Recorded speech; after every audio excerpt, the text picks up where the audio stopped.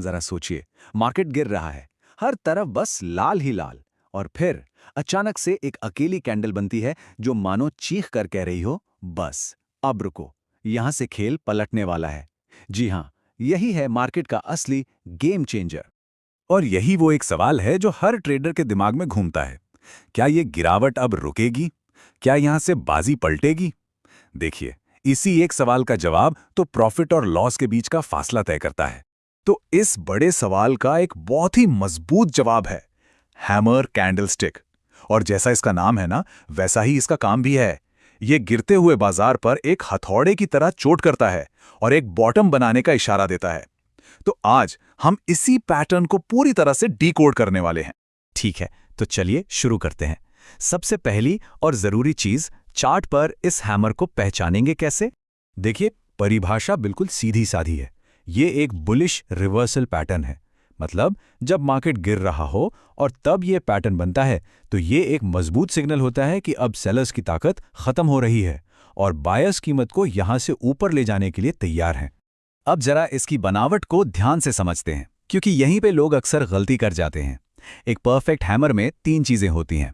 पहली, इसकी बॉडी यानी शरीर छोटा सा होगा और कैंडल के ऊपरी हिस्से में होगा। दूसरी, जो इसकी सबसे बड़ी पहचान है, वो है इसकी लंबी निचली शैडो, मतलब पूंछ। ये पूंछ बॉडी से कम 2 गुनी लंबी होनी ही चाहिए, ये रूल है। और तीसरी बात, ऊपर की तरफ या तो कोई शैडो होगी ही नहीं या फिर बिल्कुल ना के बराबर। अच्छा, अब एक सवाल आता है कि इसका रंग कौन सा होना चाहिए। देखिए, हैमर हरा हो या लाल, पैटर्न वैलिड माना जाता है।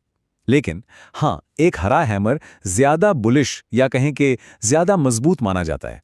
क्यों? क्योंकि हरे हैमर में बायर्स ने ना सिर्फ कीमत को नीचे से ऊपर खींचा, बल्कि उसे ओपनिंग प्राइस के भी ऊपर ले जाकर बंद करवाया। ये बायर्स की जबरदस्त ताकत को दिखाता है। चलिए, अब जरा इस पैटर्न के पीछे की साइकोलॉजी को समझते हैं। देखिए, हर कैंडल अपने आप में एक कहानी बताती है, और हैमर की कहानी है बायर्स और सेलर्स के बीच हुई एक जोरदार लड़ाई की। तो सोचिए कि उस दिन असल में हुआ क्या। बाजार खुला मान लीजिए 100 रुपए पर, और खुलते ही सेलर्स ने धावा बोल दिया।